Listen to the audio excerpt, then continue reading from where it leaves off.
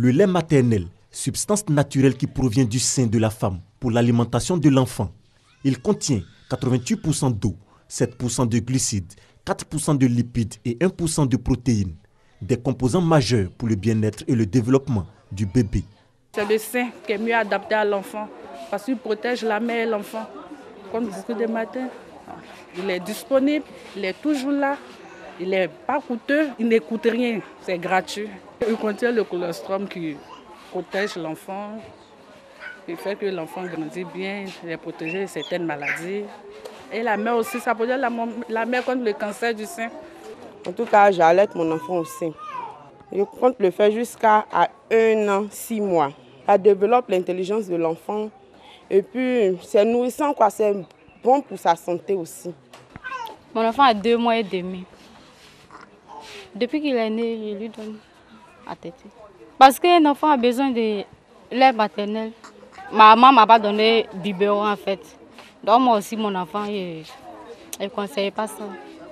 Donner le sein à l'enfant lui garantit une bonne santé, une réalité. De nombreuses sensibilisations sont menées à cet effet. La société civile ivoirienne engagée pour la nutrition apporte sa contribution. Une campagne est initiée en vue d'expliquer l'importance de l'allaitement maternel. Il y avait des jeunes filles qui n'avaient pas accouché, qui viennent d'accoucher. Donc il faut toujours répéter, parler de l'allaitement qui est le meilleur aliment de l'enfant. Le lait, on ne veut plus de lait, on veut le lait maternel exclusif de 0 à 6 mois. Le lait maternel demeure la réponse idéale aux besoins du bébé dès sa naissance. Il doit être l'option privilégiée des mamans jusqu'à 6 mois. Meïté et Talou brillent sur la piste de Zurich. Meïté Ben Youssef et Talou Marie-Josée sont passés tout près du jackpot. Pour quelques centièmes de seconde, ils ont raté le trophée de la Diamond League. Dans la finale du 200 mètres féminin, Marie-Josée Talou s'est classée 3e en 22 secondes 9, derrière Miller, 21 secondes 88 et Hélène Thompson, 22 secondes. Une 3e place qui lui permet d'empocher un joli chèque de 5 millions de francs CFA. Dans la finale homme du 100 mètres, Meïté Ben Youssef a raté d'un cheveu le trophée de la Diamond League 2017. Il a été battu par 1 millième de seconde par le Britannique Usha. Les 2 sprinteurs ont franchi la ligne en 9 secondes 97 centièmes et ont été départagés par la photo finish. Meïté se contentera d'une enveloppe de 10 millions de francs CFA, tandis que Usha empochera 25 millions plus le trophée. Talou sera présente vendredi prochain à Bruxelles pour la finale du 100 mètres féminin de la Diamond League. Yopougon Carrefour zone la voie reliant Port-Boué 2 à Banco. Un véritable calvaire pour les usagers et riverains. La voie, comme vous le voyez, en dégradation. Il y a bien longtemps que c'est ainsi. Un jour, j'étais assis, il y a un bâcher qui a quitté comme ça, en tournant, il est rentré, il a eu la chance, il devrait prendre ce poteau-là même. C'est nous-mêmes, on a celui le bâcher pour mettre sur la voie. La dégradation de la voie inquiète les populations qui dénoncent leur incivisme. La route est dégradée, passez là, il y a trop de voitures, on a obligé de forcer. La pluie, et puis secondo, la population qui ne prend pas le temps de prendre soin de leur environnement. Nous pensons maintenant à mettre des briques ou soit des sacs remplis et fermés, remblayés jusqu'au caniveau que vous voyez là, afin que la mairie ou soit l'État nous vienne en aide. 2 facteurs sont à l'origine de cette dégradation, selon la mairie. Il y a l'action des hommes, mais il y a le phénomène naturel également. Le phénomène naturel, c'est l'eau, la pluie. On ne peut pas arrêter les pluies. Le revers, ce sont les canaux que nous ou des canaux que nous avons construits, qui quelquefois, du fait de l'action de l'homme, ne fonctionnent pas correctement. Des études sont en cours en vue de restaurer le réseau routier de Yopougon. Très rapidement, nous allons trouver la solution pour relever, sinon diminuer la hauteur de chute, la hauteur qu'il y a entre la couche de roulement et le niveau du sol naturel à cet endroit. Nous allons faire un remblai. Mais le remblai seul ne suffit pas. Soit vous engazonnez, ou bien vous bétonnez. Nous allons voir la solution qui sied avec nos moyens. La durée de vie d'une route est de 15 années. La mairie va procéder au reprofilage des voiries de Yopougon dans un bref délai.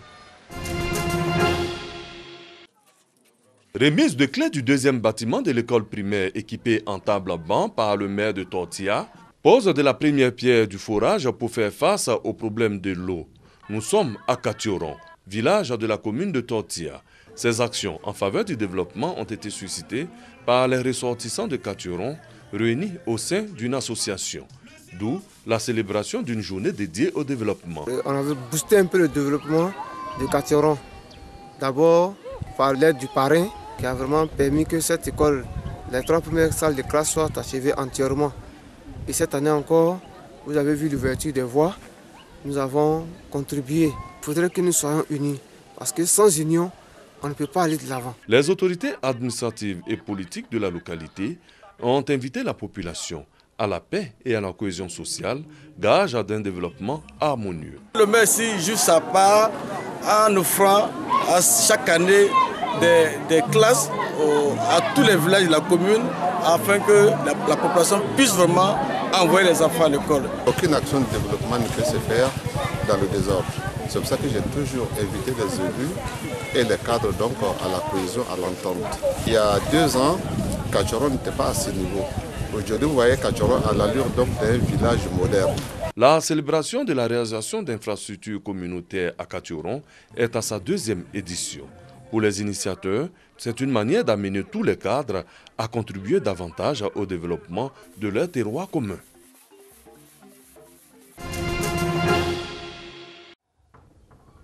Patrick protège ses gousses de vanille comme des pierres précieuses. Ce commissionnaire est obligé de cacher la vanille qu'il achète pour la revendre à un prix plus élevé. Grâce à ce business juteux, il a pu faire construire cette villa. Mais la flambée des prix a transformé la filière en mafia. Arnaque, vol, meurtre, tous les coups sont permis. Et Patrick est à bout. Les commissionnaires n'ont aucun scrupule. Je cherche à arrêter ce travail car c'est très dur. Tout le monde est malhonnête, qu'ils aient 20, 40 ou 60 ans. Tout le monde ment. Madagascar fournit 80% de la production mondiale de vanille, mais la demande est supérieure à l'offre. Avec la spéculation, son prix a triplé en 3 ans pour atteindre environ $600 le kilo cette année.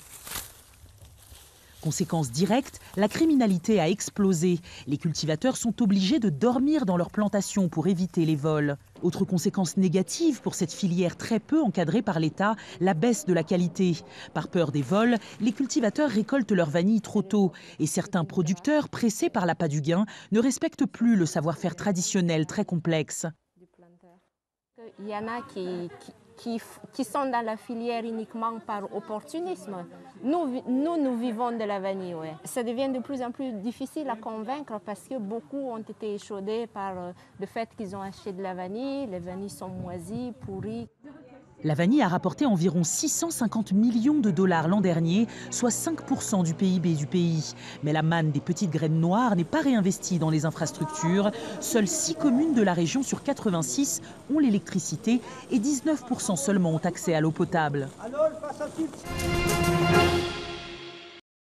Évincé d'Indochine depuis le coup de force japonais du 9 mars 1945, les autorités françaises apprennent avec stupéfaction la nouvelle de la prise du pouvoir par le Viet Minh en août 1945 et de la proclamation de l'indépendance du Vietnam le 2 septembre par son chef Ho Chi Minh. Elles sont alors sommées de réagir face à un mouvement dont elles ne connaissent pratiquement rien et avec lequel s'engage une épreuve de force dans la mesure où la France entend réinstaurer sa souveraineté dans toute la péninsule.